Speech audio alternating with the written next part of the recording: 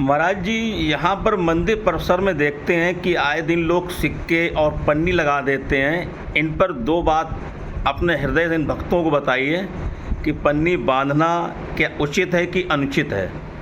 ऐसा है, देखिए, ये तो मन की बात है। मन को बांधना है। पन्नी बांधने से क्या मिलेगा बताइए। अगर परमात्मा कहते हैं कि अपने मन को मेरे में लगा दो, अब ना मेरे में लगाने के बाद आप दीवार में बांध रहे हैं पन्नी, या कोई जाली में बांध रहे हैं, कहीं उसमें बांध रहे हैं, तो क्या है कि आप डिस्टर्बिस कर रहे हैं उसको। वो तो डिस्टर्बिस हो रही ना। अगर मान लो किसी अधिकारी के कार्यालय में जाए और पन्नी बांध दे, उसे एप्लीकेशन देना पड़ेगा कि सर मैं आया हूँ और मेरा ज़रा देख लीजिए, कुछ है कार्य, निवेदन करिए ना।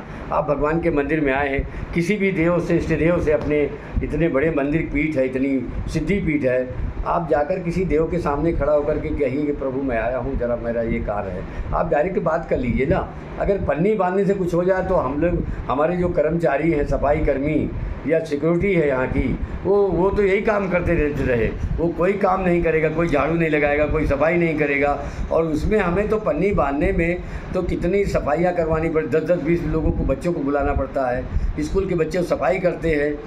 तो अपने को तो पन्नी की बांधने में तो कोई कुछ है ही नहीं। वो तो मन को बांधना है। मन को बांध के परमात्मा में लगा देना है। अब लोग दीवारों में सिक्के खराशते हैं, चपकाते हैं। तो अगर ऐसा कुछ होए तो फिर सारे मंदिर के लोग भी यही करने लगे।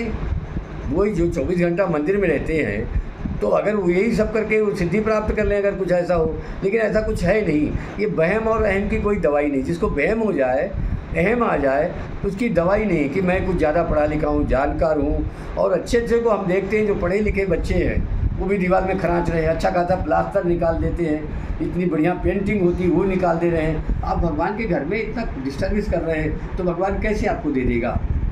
आपका सिक्का चपकने का कहीं चपक गया, और चपक गया तो क्या, अगर मीठा लगा देंगे चपकी जाएगा आपका, उसमें क्या बड़ी बात है।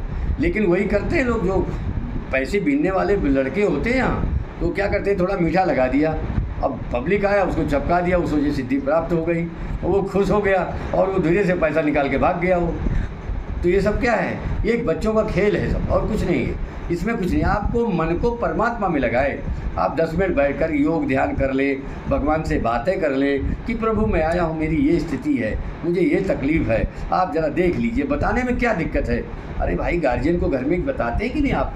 अगर माता पिता है या कोई बड़ा है कि पिताजी हमें ये समस्या है, पापा ये समस्या, मम्मी ये समस्या है, तो आप भगवान को तो बता सकते हैं ना कि प्रभु मैं आया हूँ, आप देख लीजिए जब मेरी ये समस्या। आप पन्नी बांध रहे हैं, बताइए कौन सुनेगा आपको। डीएम कार्यालय में जाइए आप, तो आपको एप्लीकेशन देना पड़ेगा कि दीवार में पन्नी बांधेंगे तो पूरा हो जाएगा। आपको एप्लीकेशन देंगे कि साहब मैं आया हूँ, ज़रा देख लीजिए मेरा काम है।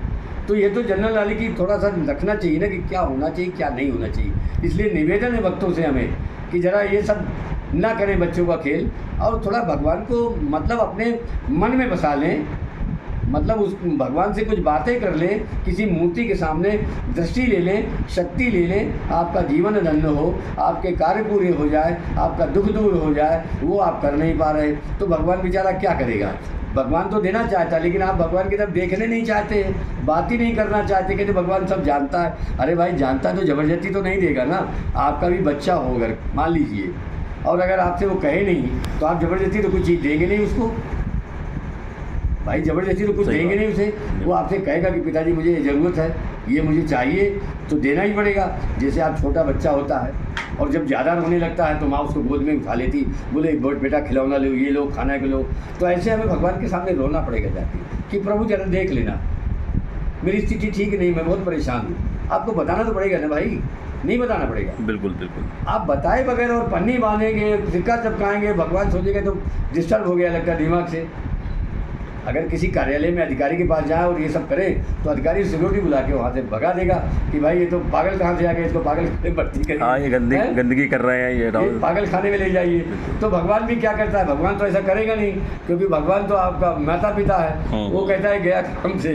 इसलिए ऐसा निवेदन है कि ऐसा ना भक्त कोई भी भक्त ना करे। और भगवान के मंदिर में स्वच्छता सुंदरता क्योंकि बनाए रखें। आपका मंदिर है, आपका घर है, आपका ही स्थान है। हम तो चौकीदार हैं प्रभु के दरबार के, लेकिन आप भी आए, आप भगवान के बच्चे हैं तो भगवान से कुछ ले लें, क्योंकि उसके दरबार में आकर भगवान के आप उतनी दूर से आए, आपने अपना पैसा खर्चा किया, समय खर्चा किया, आपकी एनर्जी खर्चा हुई, और उसके बाद भी आपको जाने के बाद कुछ नहीं मिला। आप पहले घूमने आए थे, तो घूमने का ही जगह नहीं है, ये तो दरस परस मुख मंजन पाना, दर्शन करने का बहुत बड़ा प्रभाव है।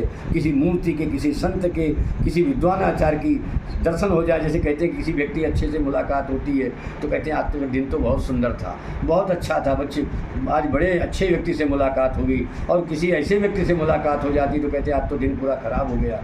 तो जब भगवान के मंदिर में आए हैं तो कुछ अपना ले के जाएँ, शक्ति, पावर, आनंद, प्रेम, साहस, हिम्मत, उल्लासा, धैर्यता, रमणीकता, गंभीरता, कुछ ले जाएं, आपका जीवन धन्य हो जाए, तो आपको भी लगेगा कुछ मुझे मिला।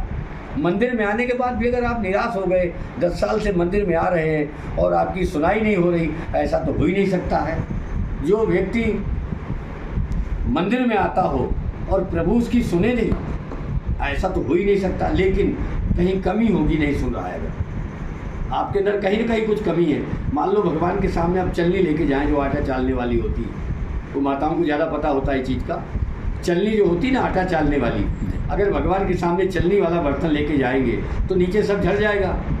इसलिए भगवान कहते हैं कि शेरनी का दूध जो है ना, सोने के पात्र में ठहरता है। पहले अपने पात्र को ठीक करे, अपने अंदर हृदय को ठीक करें, स्वच्छता बनाएं। जैसे कपड़ा हम लोग धो के, नहा धो के जाते हैं, लेकिन मन को भी साफ रखें, तब भगवान के दरबार में जाएंगे तो आपको पावर मिल जाएगा, शक्ति मिल जाएगा, आपकी मनोकामना पूर्ण हो जाएंगी। ये 100% है। और करके देखें, किसी मंत्र का जाप करेंगे आपको 100% आपका काम पूरा होगा, लेकिन एक दिन में नहीं, आपको 4 से महीने के अंदर आपको पावर मिलेगा, शक्ति मिलेगी, आपको समझ में आने लगेगा कि मुझे कुछ प्राप्त हो गया। बोलो गुरुदेव भगवान की जय।